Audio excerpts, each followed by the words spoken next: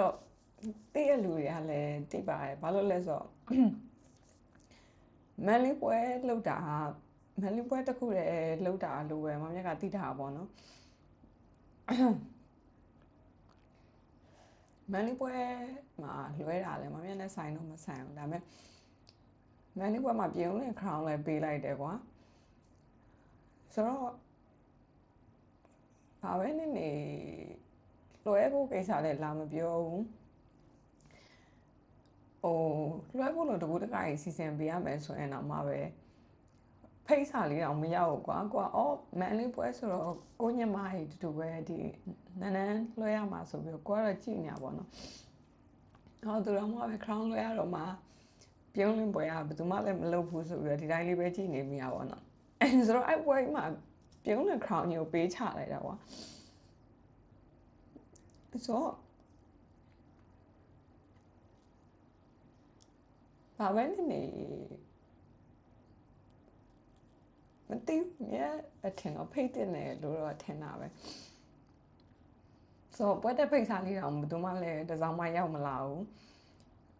ဆိုတော့မြန်အားဆိုမလို့အဲ့လိုလုပ်တာပဲလို့ပဲသတ်မှတ်လိုက်ပါတယ်ဘာလို့လဲဆိုတော့အပွဲကဘယ်သူကင်လဲတော့မသိဘူးပေါ့နော်မန်လေးပွဲလုပ်တဲ့လူကိုလည်းဒါနည်းနည်းငါလွှဲမှမလို့ကိုလည်းရင်တော့မန်လေးမှနေရမလို့မန်လေးပွဲစနေမှလားဖိုင်နယ်ကဘယ်တော့လဲဟင်လို့တော့ကိုကစာပို့ပြီးတော့မေးထားရပေါ့နော်ဒါမဲ့လေဘာလို့စာတွေမပြန်ကြရလဲပေါ့နော်အလုံးမအားဘူးဆိုရင်တော့မှပဲ online မတုံ့မဲ့လည်းမနေဘူးလေနော်ပြီးစာလည်းစိမ့်ပြရဲဆိုတော့ဒါဖတ်ထားလို့ပေါ့အဲ့ဆိုတော့ဒါတော့ရင်နဲ့မကောင်းလို့မလို့ပြောပါအဲ့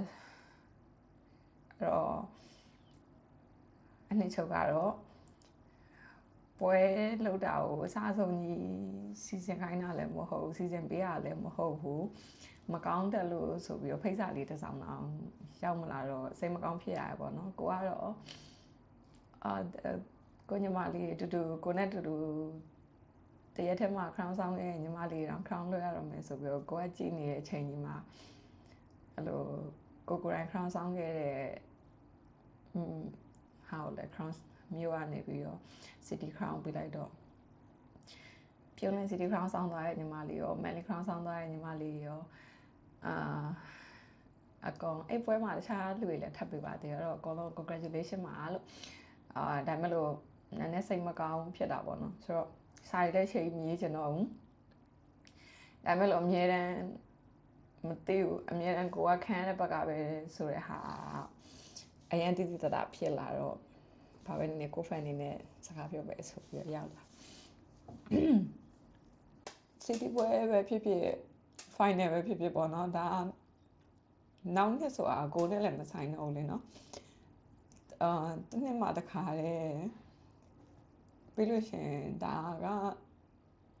ကိုယ့်ရဲ့အကောင်းဆုံးအမှတ်တရအနေနဲ့ memory အနေနဲ့ပဲကျန်ခဲ့မှာဆိုတော့ဘယ်သူမှဆို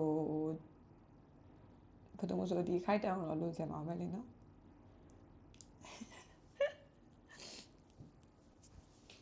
သူတို့ဖိတ်တဲ့ပွဲကိုမမြတ်မသွားရင်တော့မမြတ်အမှားပေါ့နော်ဒါပေမဲ့လောရမယ်ဆိုတာလည်းမသိဘူးဖိတ်စာလည်းရောက်မလာခဲ့ဘူးပြီးမသိတဲ့လူတွေလည်းမဟုတ်ဘူးကွာ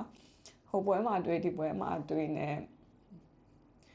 တချို့ဖောင်းထားတဲ့ကိစ္စတွေတော့မှပဲကိုကမပြောဘဲနဲ့ငြိမ်နေပေးခဲ့ရကွာအခုကြာလို့တယောက်ပြီးတယောက်လွန်လာလို့ခံစားရတယ်